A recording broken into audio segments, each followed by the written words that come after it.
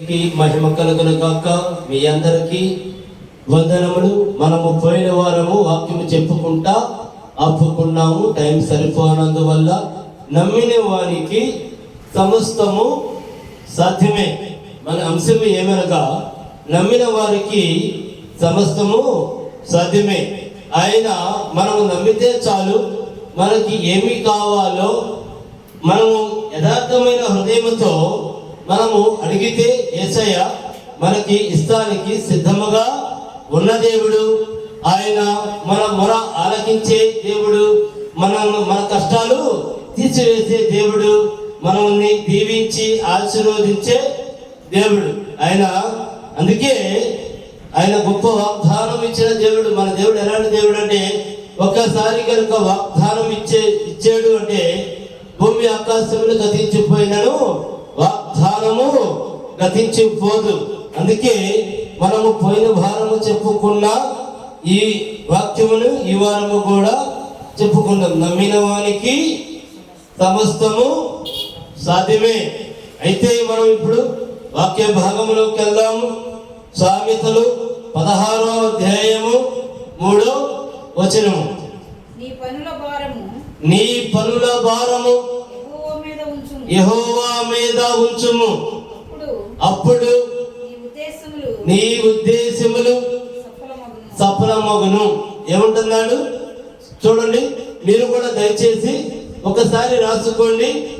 సామెతలు 16వ అధ్యాయము 3వ వచనం. ఇంకోసారి చదవము. నీ పనుల భారము యెహోవా మీద ఉంచుము, అప్పుడు నీ ఉద్దేశములు సఫలమగును. చూడండి, ఇక్కడ మనము ఏది అడిగితే యేసయ్య అది మనకి ఇస్తానికి సిద్ధముగా ఉన్నాడు. నీ పనుల భారమును ఏమంటున్నాడమ్మా? పనుల భారము యెహోవా మీద మోపము. నీకేది కావాలో, నీకు ఏమి అడగాలో అది నువ్వు ప్రార్థనా పూర్వకంగా అడగాలి. ప్రార్థనలో నువ్వు అడిగే ప్రతిదీ కూడా అది మంచిదై ఉండాలి, చెడ్డదై ఉండకూడదు. ఎందుకంటే ఇతరులకి హాని చేసేదై ఉండకూడదు. నువ్వు అడిగేది యథార్థత అయి ఉండాలి, మంచి నలుగురికి ఉపయోగపడేది అయి ఉండాలి. లేకపోతే నీ కుటుంబానికి మంచి జరిగేది అయి ఉండాలి, నీ పిల్లలకు మంచి జరిగేది అయి ఉండాలి, నీకు మంచి జరిగేది అయి ఉండాలి. ఆ భారాన్ని నువ్వు మొయ్యలేకపోతున్నావా? అప్పుడు భారంతో నువ్వు కొట్టుకులాడుతున్నావా? ఇక్కడ యేసయ్య నిన్ను అడగమన్నాడు. ఏమన్నాడు? ఇంకోసారి చదవమ్మా.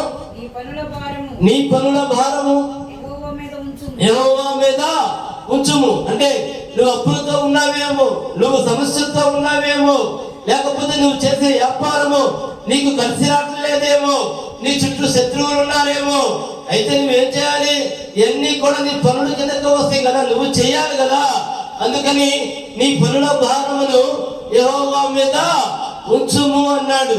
అంటే అయ్యా, నేనైతే ఏమీ చేయలేను ప్రభువా, సమస్తము చేయగలిగిన వాడు నీవే నాయనా, నీవే నా తండ్రి. అయ్యా, ఈ సమస్యలన్నీ తొలగించివేయి తండ్రి. అయ్యా, ఈ సమస్యలని నా నుంచి తీసివేయి.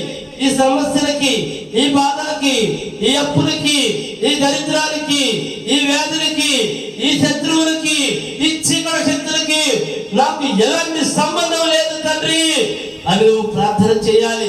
వాటిని నా నుంచి తొలగించివేయి దేవా అని నువ్వు చేయాలి. నువ్వేమని అడగాలో తెలుసా? నువ్వు వాగ్దానం ఇచ్చిన దేవుడు కదా. నీ వాగ్దానము అయ్యా, ఒక్కసారి నువ్వు వాగ్దానం ఇచ్చామంటే భూమి ఆకాశములు గతించిపోయినను నీ వాగ్దానము గతించిపోదు కదా దేవా అని నువ్వు వాగ్దానాన్ని ఎత్తిపట్టి ప్రార్థన చేయాలి. నువ్వు చేసే ప్రార్థన ఎలా ఉండాలో తెలుసా? విశ్వాస సహితమైనదిగా ఉండాలి. నువ్వు యేసయ్య అడిగే ప్రతి మాట ఆయన నీకు యేసయ్య ఇచ్చినట్టు నువ్వు పొందుకున్నట్లుగా చూడాలి. నువ్వు ఆ సమస్యలన్నిటి నుంచి బయటపడిపోయి చాలా ఫ్రీగా ఉన్నట్లుగా నువ్వు చూడాలి. యేసయ్య బాధలని నీ నుండి తీసివేశాడు, యేసయ్య సమస్యలన్నీ నీ నుండి తీసివేశాడు అని నువ్వు చూడాలి. అప్పుడైతేనే నీకు ఏదైనా సరే యేసు నామములో సాధ్యమవుతుంది. ఎందుకనగా ఆయన నమ్మదగిన దేవుడు. ఆయన మనతో స్పష్టంగా మాట్లాడుతున్నాడు. నీ పనులు భారం అన్ని యెహోవా మీద ఉంచుము. నువ్వేమి చేయలేమనే విషయం దేవుడికి తెలుసు. యేసయ్యకి మనమేమి చేయలేమనే విషయం ఎవరు తెలుసు? యేసయ్యకి తెలుసు. అందుకే యేసయ్య మనమేమి చేయలేమని, నీకేమి కావాలో, నీ పనుల భారం ఏమిటో అవన్నీ నేను తీర్చగలిగిన దేవుడిని, నువ్వు ఇదే విషయంలో కూడా నువ్వు బాధపడద్దు అని యేసయ్య మనతో వాక్యం రూపంలో మనతో మాట్లాడుతున్నాడు. ఇంకా ముందుకెళ్ళమ్మా. ఒకడు తాను చేయబోయినది హృదయములో యోచించుకొనును యెహోవా దాని నడతను స్థిరపరచును. అంటే నీ హృదయంలో ఆలోచన పుడుతున్నప్పుడే ఎవరికి తెలుసు? యేసయ్యకి తెలుసు. అది మంచిది గనక అయినట్లయితే దాన్ని స్థిరపరుస్తాడు. స్థిరపరుస్తూ ఉంటే నీతో శాశ్వతముగా ఉండాలి అని అర్థమైందండి. అది మంచి ఆలోచన, మంచిది కనుక అయినట్లయితే దానిని నీకు ఇచ్చాడు, ఇస్తున్నాడు, తీసుకో అని అర్థం.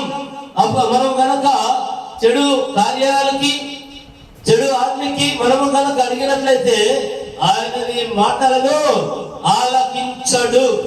ఎందుకు అనగా ఆయన గొప్ప దేవుడు, నీ హృదయ ఆలోచన తెలిసిన దేవుడు. కాబట్టి ఆయన యేసయ్య మన హృదయ ఆలోచనలు తెలిసిన దేవుడు కనుక మనం హృదయంలో ఎలాంటి ఆలోచన రావాలి చెప్పండి? మంచి ఆలోచనలు మాత్రమే రావాలి. చెడ్డ ఆలోచనలు వచ్చినాయి అంటే మనం ప్రభువు బిడ్డలము కాదు, మనం యేసయ్య బిడ్డలం కాదు, మనము అపవాది బిడ్డలుగా చేరిపోతాము. ఎందుకంటే మనం ప్రభు బిడ్డలం అయినప్పుడు ఎలా ఉండాలి? మంచి ఆలోచన కలిగి ఉండాలి, మంచి వ్యక్తిత్వం కలిగి ఉండాలి. మనం ఇతరులకు ఎవరికి హాని చేయకూడదు, మనం ఇతరులు ఎవరికి కీడు చేయకూడదు. మంచి మాత్రమే చేస్తున్నప్పుడు మనం దేవుడు బిడ్డలం అవుతాం, దేవుడు రాజ్యానికి వారసులం అవుతాం. ఆయన మనం అడిగిన ప్రతి పని చేస్తానికి సిద్ధముగా ఉండాలి. ఎందుకంటే మనం ఎవరి గురించి చెడ్డగా ఆలోచన చేయకూడదు. దేనికి? ఆయన మనం అడిగిన ప్రతిదీ మనకి స్థిరపరచాలి అంటే ఎలా ఉండాలి? మంచి ఆలోచన ఉండాలి, మంచి ఉద్దేశాలు ఉండాలి. అప్పుడే యేసయ్య మనం అడిగిన ప్రతి దానిని మనకి స్థిరపరుస్తాడు. చదువు మనసారి చదువు. ఒకడు తాను చేయబోయినది హృదయములో యోచించుకొనును యెహోవా వాని నడతను స్థిరపరచును. నువ్వు మంచి ఆలోచనలతో మంచి మార్గంలో నీవు కనుక ఉన్నట్లయితే నువ్వు చేసే ప్రతి పని ఆయన యేసయ్య స్థిరపరుస్తాడు. ఆయన స్థిరపరిచాడు అంటే ఇక నీ జీవిత కాలం అంతా కూడా నువ్వు దాంట్లో స్థిరపడ్డంటే. అంటే నువ్వు వ్యాపారం కోరుకుంటే వ్యాపారం, దేనికంటే ఉద్యోగం కావాలనుకుంటే ఉద్యోగం, మంచి జీవితం కావాలంటే మంచి జీవితం, మంచి నీ కుటుంబం బాగుండాలి అంటే బాగుండవు. ఇలాంటివన్నీ కూడా ఆయన నువ్వు మంచి ఆలోచనతో ఉంటే నేను చేస్తాను అని ఎవరు వాగ్దానం ఇస్తున్నారు? యేసయ్య మనకి వాగ్దానం ఇస్తున్నాడు. అట్లాగే 9 కూడా చదువమ్మా. 9 అధ్యాయం కూడా 9 వచ్చిన కూడా చదువు. సరే ఓకే.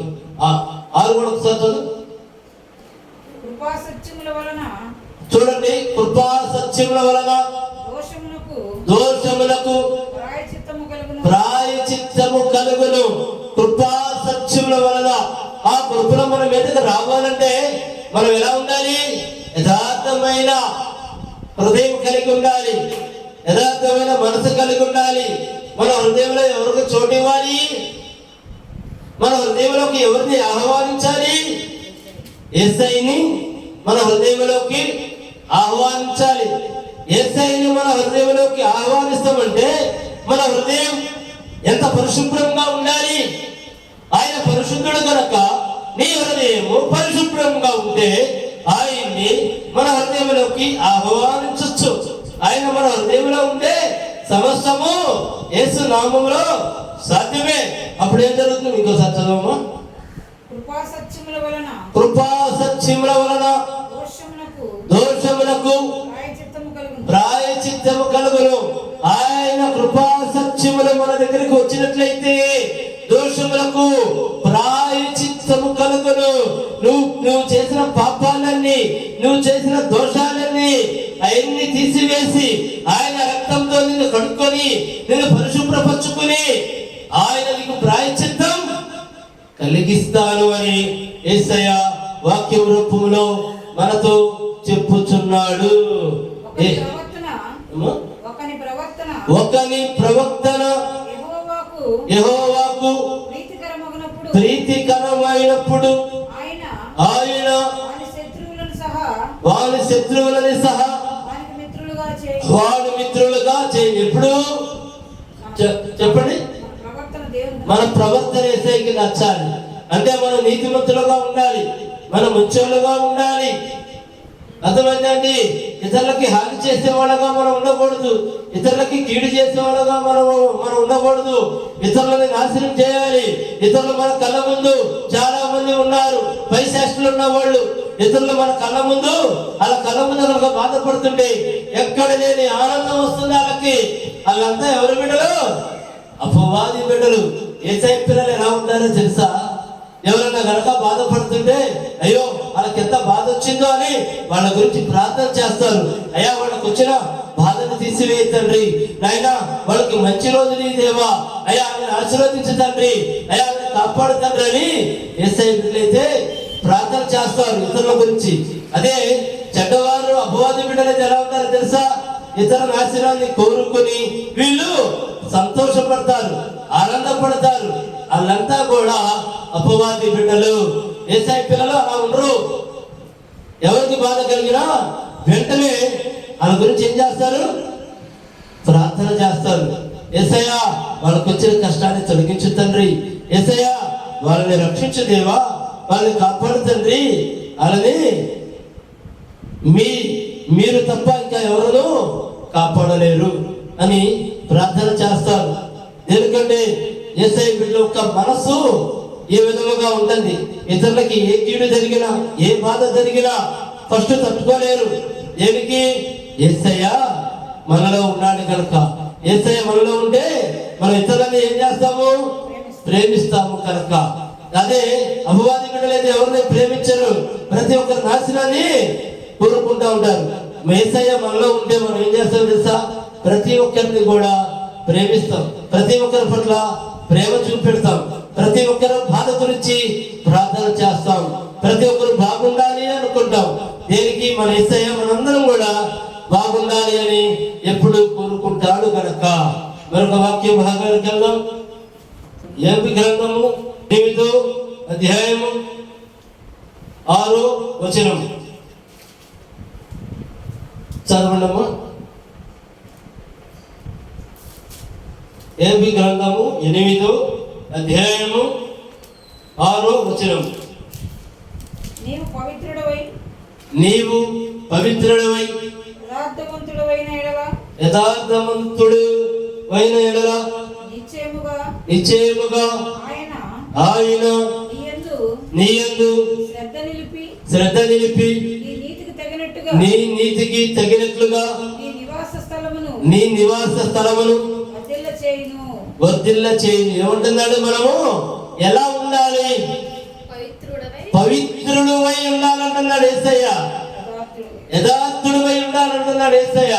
అంటే మనం ఎవరిని మనకి తెలిసి మోసము చేయకూడదు, మనం ఎవరిని ఏంది మోసపరచకూడదు, మనం ఎవరిని మన నుండి హాని కలగకూడదు, మన నుండి ఎవరికి కీడు కలగకూడదు.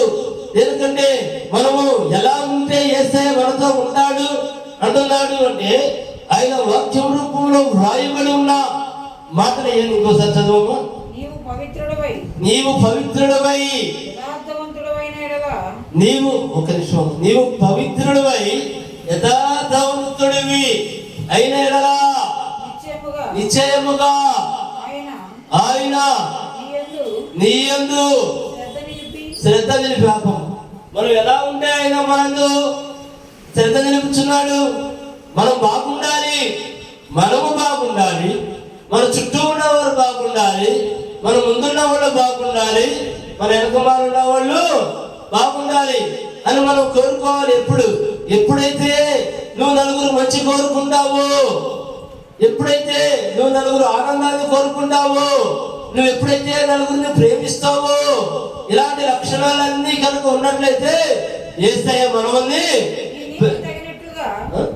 నీ నీతికి తగినట్లుగా నీ నివాస స్థలమును వర్ధిల్ల చేస్తా ఉన్నాడు.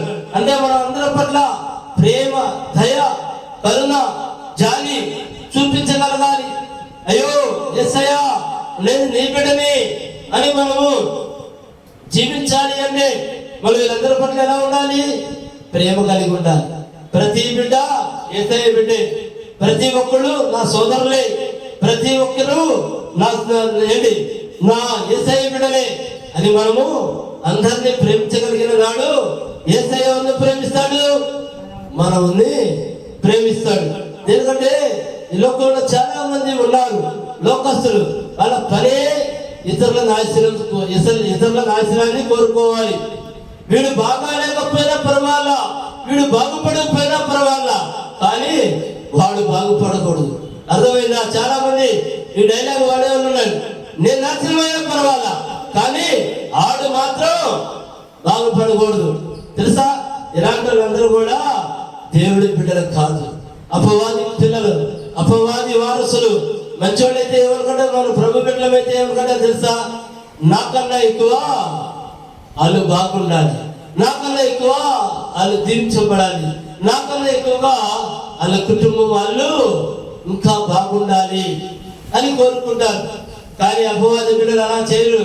నేను నాశనము, నాకన్నా ఎక్కువ నాశనం అవ్వాలి, నేను నాశనం అయ్యానుకో వాడు నాకన్నా ఎక్కువ నాశనం అయిపోవాలని కోరుకుంటారు. కానీ ప్రభు బిడ్డలు, దేవుడు మన యేసయ్య బిడ్డలు ఎలా ఉండాలి తెలుసా? నాకన్నా నా ఎదుటోళ్ళు బాగుండాలి. ఎందుకంటే మనం ఎవరినైతే దీవిస్తామో యేసయ్య మనం వాళ్ళని దీవిస్తే యేసయ్య మనల్ని దీవిస్తాడు. మనం ఎవరినైతే శపిస్తామో వాళ్ళకి మించిన శాపాలు ఎవరికి వస్తాయి? మనం శపిస్తాం కనుక మనకు వస్తాయి. అందుకే మనం ఎవరిని కూడా తిట్టకూడదు, ఎవరిని కూడా శపించకూడదు, ఎవరిని కూడా దూషించకూడదు. దేనికి? మనం ప్రభు బిడ్డలవి, మనం యేసయ్యకి ఇష్టమైన బిడ్డలుగా ఉండాలి. అంటే ఇంకోసారి చదవమ్మా. నీవు పవిత్రుడవై యథార్థవంతుడివి అయిన ఎడల ఏమంటున్నాడు ఇక్కడ? మనం పవిత్రంగా ఉండాలి, మనము యథార్థవంతులుగా ఉండాలి. నిశ్చయముగా ఆయన నీ యందు శ్రద్ధ నిలిపి అంటే ఏం చేస్తున్నాడు? అసలు ఆయన దృష్టి నీ మీద ఉంటుంది. ఎలా ఉంటే ఉంటుంది? మనం యథార్థవంతులుగా ఉండాలి, పవిత్రులుగా ఉండాలి. అప్పుడు మన వల్ల ఇతరులకు ఎవరికి హాని, కీడు జరగకూడదు. ప్రతి ఒక్కరి పట్ల దయ కలిగి ఉండాలి, ప్రేమ కలిగి ఉండాలి. ప్రతి ఒక్కరిని నువ్వు ఆశీర్వదించు, దేవుడు ఆశీర్వాదాలు నీకు వస్తాయి. ప్రతి ఒక్కరిని నువ్వు దీవించు, ఆయన దీవెనలు నీకు వస్తాయి. ప్రతి ఒక్కరి మీద ప్రేమ చూపించు, ఆయన ప్రేమ నీ మీద ఉంటుంది. అర్థమైందా? యేసయ్య వాక్యంలో చెప్పుచున్న మాటలు మీరు నా బిడ్డలైనట్లయితే మీరు ఎవరికి శత్రువులు కారు, మీకందరూ మిత్రులే. మనకి మన మీద శత్రువులుగా 100 మంది ఉన్నా సరే వాళ్ళని నువ్వు శత్రువులుగా నువ్వు చూడకు. దేనికి? వాళ్ళని ప్రేమించు, యేసయ్య నిన్ను ప్రేమిస్తాడు. అర్థమైందా? వాక్యంలో ఇదే వ్రాయబడి ఉంది. యేసయ్య మనతో ఇదే చెప్పుచున్నాడు. ఎందుకంటే ఆయన గొప్ప దేవుడు, ఆయన సర్వ సృష్టిని ప్రేమించుచున్న దేవుడు, ప్రతి ఒక్కరి మీద ప్రేమ కుమ్మరించుచున్న దేవుడు. చదవము. నీ నీతికి తగినట్టుగా నీ నివాస స్థలమును వర్ధిల్ల చేయను. ఒక్క మాట ఒక మాట. నీ నీతికి తగినట్లుగా నీ నివాస స్థలమును వర్ధిల్ల చేయను. అంటే ఏంటి? నీ కుటుంబాన్ని దీవిస్తా, నీ కుటుంబాన్ని ఆశీర్వదిస్తా, నిన్ను పైకి లేవనెత్తుతా. ఆయన కృపావరాలు మళ్ళీ నీవైతే. ఎందుకనగా ఆయన గొప్ప దేవుడు. ఆయనకి కావాల్సింది ఎవరు తెలుసా? యథార్థమైన మనసున్నవారు కావాలి. ఉన్నవాళ్ళు కాదు, పేదవాళ్ళు కాదు, ఎవరు కాదు. నువ్వు నీతిగా ఉండి యేసయ్య పట్ల ప్రేమ చూపించి ప్రార్థన చేస్తావా? నువ్వే ఆయన బిడ్డవి. ఎందుకంటే ఆయనకి కావాల్సింది యథార్థమైన హృదయం, ఆయనకి కావాల్సింది మంచి మనసు. ఏ చెడ్డవాళ్ళు, ఎందుకంటే నువ్వు చెడ్డవాడివైనా పర్వాలా, మారు మనసు పొందాలి. పొంది ఇక ఏ పాపము ఏ తప్పు చేయకూడదు. అప్పుడు యేసయ్య నిన్ను ప్రేమిస్తానికి సిద్ధంగా ఉన్నాడు. చదువు. అప్పుడు నీ స్థితి మొదట కొద్దిగా నుండెను, తుదకు నీవు మహాభివృద్ధి పొందుదువు. అంటే నువ్వు ఫస్ట్ ఎలా ఉన్నా, నిన్ను ఎప్పుడైతే యేసయ్య చూచాడో నీ బ్రతుకు మారిపోతుంది. ఎలా ఉన్నా, నువ్వు స్టార్టింగ్ కొద్దిగా ఉన్నా, తర్వాత ఏమవుతుంది? మహాభివృద్ధి చెందుతావు. ఎందుకో తెలుసా? యేసయ్య నీతో ఉన్నాడు కనుక, యేసయ్య నిన్ను ప్రేమించుతున్నాడు కనుక. ఎలా? నువ్వు ఇప్పుడు ఏమీ లేనివాడుగా ఉన్నావేమో, కడికి పేదవాడుగా ఉన్నావేమో, కానీ నీలో ఉన్నదేంటి? నీ పెట్టుబడి ఏమిటి? నీతి. నువ్వు యథార్థముగా ఉన్నాయనగా యేసయ్య నిన్ను చూసాడు. నీ పెట్టుబడి ఏమిటనగా నీతిగా జీవిస్తావు. యేసయ్య నిన్ను చూసి ఏం చేశాడు? మహాభివృద్ధి చేశాడు. ఎందుకంటే ఇలాంటి బిడ్డ నాకు కావాలి, ఇలాంటి బిడ్డ కష్టాలు పడకూడదు అని యేసయ్య నిన్ను బహుగా ప్రేమించాడు. ఇంకోసారి చదవమ్మా. అప్పుడు నీ స్థితి మొదట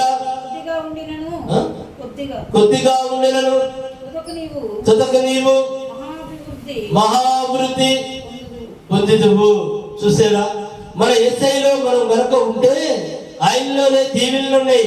ఆయన నిన్ను దీవిస్తా అంటున్నాడు, ఆయన నిన్ను ఆశీర్వదిస్తా అంటున్నాడు, ఆయన నిన్ను ఎంతగానో దీవిస్తా అంటున్నాడు. చాలా మంది మనలో ఉన్నారు, అమ్మో ప్రార్థనకి వెళ్తే కష్టాలు వస్తాయి, ప్రార్థనకి వెళ్తే బాధలు వస్తాయి, ప్రార్థనకి వెళ్తే మనకి తింటాను కూడా లేకుండా ఉంటుంది. అవన్నీ ఎలా ఉంటాయి అంటే, నువ్వు ప్రార్థనకి వెళ్తావు కానీ యేసయ్య నమ్ము. అర్థమైందండి? నువ్వు బైబిల్ చదువుతావు కానీ నువ్వు ఏం చేస్తావు? నీకు విశ్వాసం ఉండదు. నువ్వు ఇతరులకు ఎంతో మందిగా చెప్తావు యేసయ్యని నమ్ముకోండి అని, కానీ నువ్వు నమ్మవు. నీ కుటుంబం నమ్మదు, నీ భార్య పిల్లలు నమ్మరు. అప్పుడు ఏం జరుగుతాయండి? కష్టాలే వస్తాయి. ఇక్కడ యేసయ్య ఏమంటున్నాడు? నన్ను నమ్మితే మీ కష్టాలు వస్తాయి అంటున్నాడా? అంటే ఈ తప్పులు మనమే చేస్తున్నాం. మనం యథార్థమైన హృదయంతో ఉండాలి, దేవుడి పట్ల నమ్మకంతో ఉండాలి, యేసయ్య పట్ల విశ్వాసంతో ఉండాలి. అయ్యా నా బ్రతుకంతా నీవే తండ్రి, నీవు తప్ప నాకు ఈ లోకంలో ఇంకెవరూ లేరని యథార్థముగా మనము నమ్మాలి. మన పూర్ణ హృదయాన్ని ఎవరికి ఇవ్వాలి? యేసయ్యకి ఇవ్వాలి. ఆయన మన హృదయంలోకి ఆహ్వానించాలి. చదువు. ఎవడును తెలుసుకొనలేని మహత్తైన కార్యములను లెక్కలేనన్ని అద్భుత క్రియలను ఆయన చేయుచున్నాడు. ఎవరు చేస్తా ఉన్నాడు? నీ జీవితంలో అద్భుతాలు జరగాలంటే నీకెవరు చేసేది చెప్పండి? మనం యేసయ్య బిడ్డలం కనుక యేసయ్య మనకు చేస్తాడు. కానీ నీకు విశ్వాసం లేకపోవడం వల్ల, నువ్వు యేసయ్యని నమ్మకపోవడం వల్ల, నువ్వు యేసయ్యని వెంబడించకపోవడం వల్ల నీకు ఈ కష్టాలన్నీ వస్తున్నాయి. ఎందుకంటే నువ్వు యేసయ్య దీవెనలకు అర్హుడిగా వెళ్తల్లా. అర్థమైందా? అందుకే మనం నమ్మితే ఎలా ఉండాలంటే, నమ్మకం యేసయ్య ఈ ప్రాణం నీవు ఇచ్చినదే, యేసయ్య ఈ దేహం నీవు ఇచ్చినదే, సర్వం నీవు ఇచ్చినదే, నీకు తప్ప ఇంకా ఎవరికి నా హృదయం మీద, నా ఆత్మ మీద, నా దేహం మీద ఎవరికి అధికారం లేదు తండ్రి. నీవిచ్చినవే. నేను నిన్ను తప్ప ఇంకెవరిని స్తుతించను, నేను నిన్ను తప్ప ఇంకెవరిని నమ్మను, నీవే నా సర్వస్వం దేవా అని మనము కనుక మొండితనముగా యేసయ్యని కనుక మన హృదయంలో ఆహ్వానించినట్లయితే నమ్మిన వాడికి సమస్తము సాధ్యం. ఇంకోసారి చదవమ్మా. ఆయన ఎలాంటి పరిస్థితి మనకి ఇస్తా అంటున్నాడు? ఎవడునూ తెలుసుకొనలేని ఎవడును తెలుసుకొనలేని మహత్తైన కార్యములను మహత్తైన కార్యములు. ఒక్క నిమిషం. అంటే ఆయన్ని మనం నమ్మితే ఎవరికి తెలియదు. మనం కింద ఉన్నాం, మనం కష్టాల్లో ఉన్నాం, మనం ఇబ్బందుల్లో ఉన్నాం, మనం శక్తులతో పీడించబడుతున్నాం, మనం శత్రువుల మధ్య ఉన్నాం, మనం ఏంటి దరిద్రులతో కొట్టుమెట్లాడుతున్నాం, మనం ఇవన్నీ కూడా పోతే చదువమ్మా. ఎవడును తెలుసుకొనలేని మహత్తైన కార్యములను లెక్కలేనన్ని అద్భుత క్రియలను ఏమంటున్నాడు? నేను అద్భుత క్రియలను నేను చేస్తాను. లెక్కలేనన్ని అద్భుత క్రియలను నీ జీవితంలో నువ్వు ఊహించలేవు. అసలు నేనేనా అనుకునేలా నేను చేస్తా అంటున్నాడు. ఎందుకంటే ఆయన నమ్మాలి, ఆయన నమ్మాలి. మనం ప్రార్థన చేయాలి. ఎలాంటి ప్రార్థన చేయాలో తెలుసా? యేసయ్యా నా సమస్తము నీవే, యేసయ్యా నా కన్నీ నీవే, యేసయ్యా నీవు తప్ప నాకు ఎవరినో లేరు తండ్రి. నీ గుడారములో నుండి దుర్మార్గతను నీవు కొట్టివేసిన ఎడల నిశ్చయముగా నిర్దోషమై నీవు సంతోషించదవు. చూడండి, మన గుడారం అనగా ఏమిటి? మన హృదయంలో ఆయన ఆహ్వానించండి.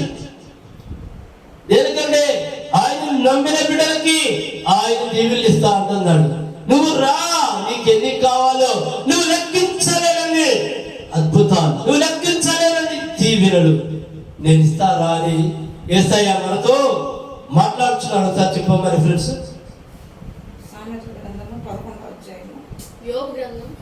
ఏబు గ్రంథము 11వ అధ్యాయము 14వ వచనం. దయచేసి మీరు రాసుకోండి. ఇంకోసారి చదవమని. నీ గుడారములో నుంచి దుర్మార్గతను నీవు కొట్టివేసిన ఎడల నిశ్చయముగా నిర్దోషమై నువ్వు సంతోషించదవు.